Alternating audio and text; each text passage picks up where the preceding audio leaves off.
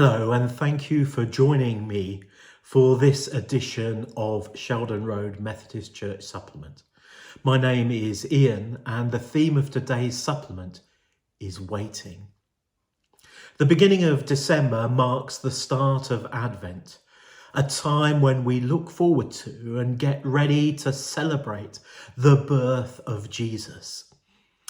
If you've ever listened to Handel's Messiah or been to a service of 9 lessons and carols, you may well be familiar with these words taken from Isaiah chapter 9, verses 2 and 6.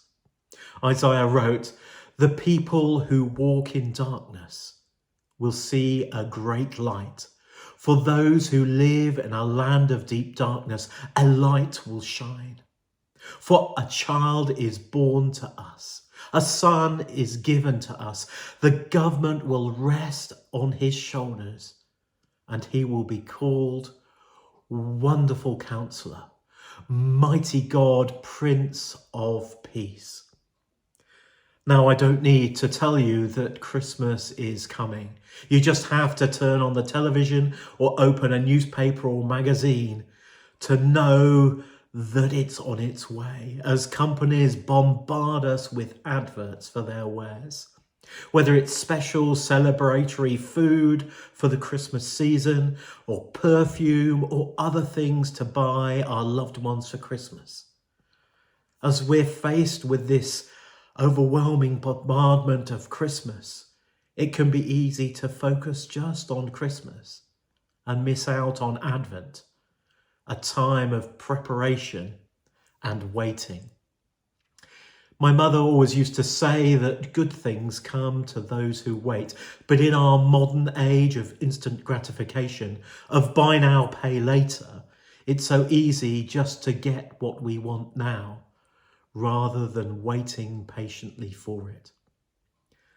I know about waiting. As a father, I've spent many hours over the years waiting, whether it was for my children to finish this activity or that, waiting at a train or bus station for them to arrive, or waiting in later years to hear that a loved one has arrived safely at a destination.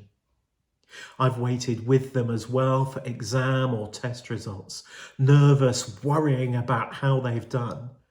I've waited in hospitals and doctors' surgeries, for buses and trains.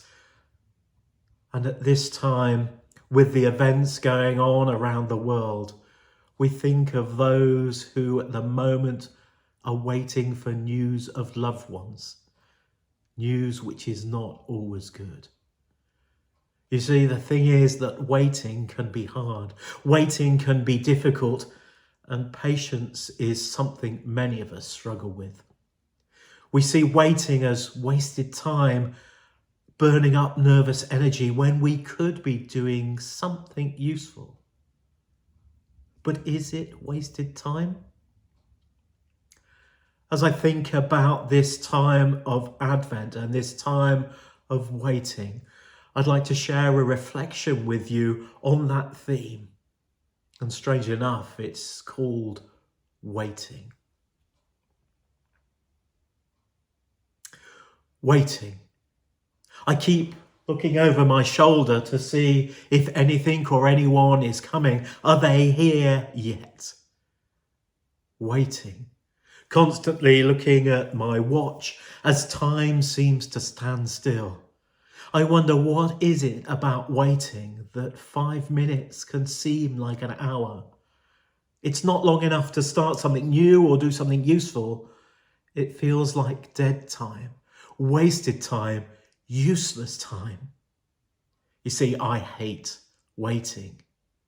Waiting as I drum my fingers on the table. Waiting as I look around without really seeing anything. Waiting. It's so boring. Surely something will happen soon. Surely they're nearly here. Surely it can't be much longer. It feels like I've been waiting for ages. And I could have been doing something else, something useful. But instead, I'm preoccupied. I'm distracted. All I can focus on is waiting. But wait. What if waiting was not the meaningless nothing, that in-between time until something happens? What if waiting was turned upside down on its head? What if waiting was a time of expectation, of anticipation, of mounting excitement, of hope? Not sitting doing nothing until something happens, rather actively seeking, actively looking, actively searching, actively preparing, getting ready for what was to come.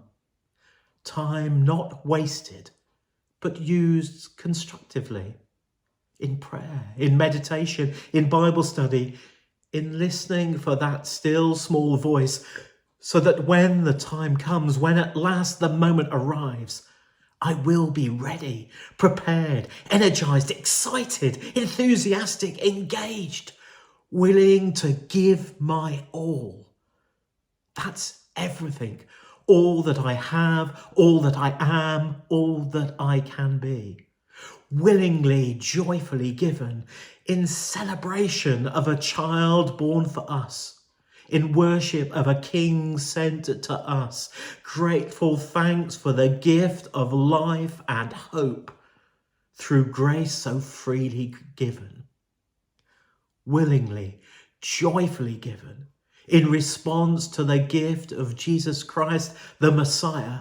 My soul will magnify the Lord, and I will give my all in worship to the with us God in celebration of the gift of life available to all.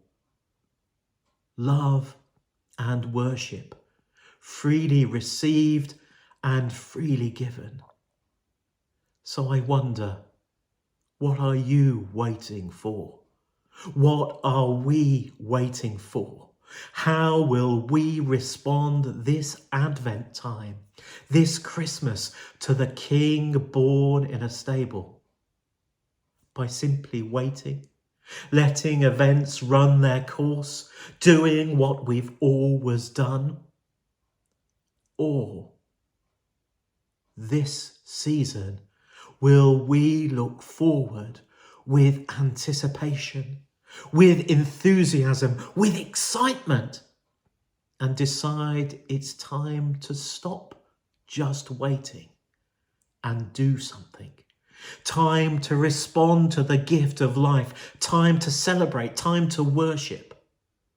That now is the time to get up, to walk towards and embrace the light, to welcome Jesus into our lives afresh this Advent time.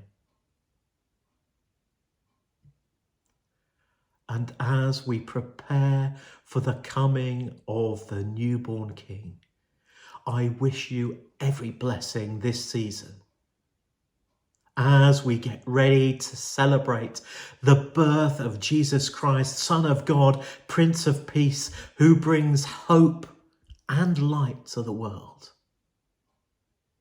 I pray that Jesus will be with you in the waiting. Thank you for watching. Have a blessed Advent and Christmas. Bye.